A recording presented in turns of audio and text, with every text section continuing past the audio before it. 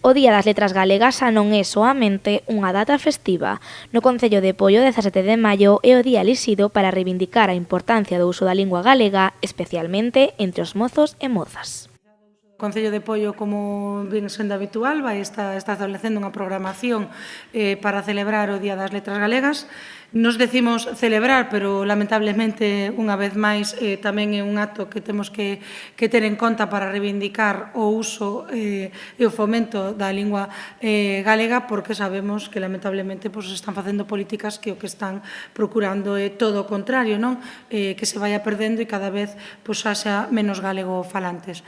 Dende o Concello, transversalmente, a lingua galega se quere empregar e se emprega como lingua vehicular, pero, lamentablemente, como decía, o día 17 vamos a insistir máis niso e por iso temos unha programación non só para festexar, sino tamén para reivindicar este feito.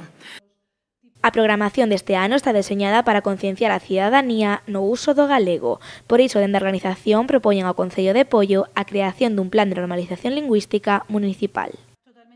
A nivel municipal, seguramente sexa necesario implementar un plan de normalización lingüística, non só a nivel, digamos, interno e burocrático do propio Concello, sino tamén a nivel social, a nivel económico e a todos os niveis. Porque apelar exclusivamente, digamos, a concienciación para o tema do idioma, eu creo que non chega, non é suficiente. Neste eido, a Xornada das Letras Galegas terá dúas actividades destinadas a todos os públicos. A primeira será pola mañá, coa tradicional carreira popular pola lingua. Este ano o evento forma parte do circuito de carreiras Poio Móvese e os primeiros clasificados terán un agasallo moi especial.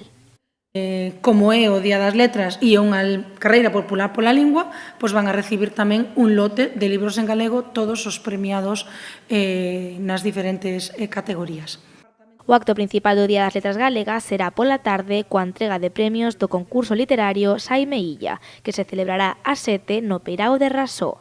No evento haberá un faladoiro sobre lingua galega e mocidade, unha exhibición de celografiti e unha actuación musical de rap en galego. Unha xornada perfecta para chegar o noso idioma a todos os públicos, independentemente da súa idade.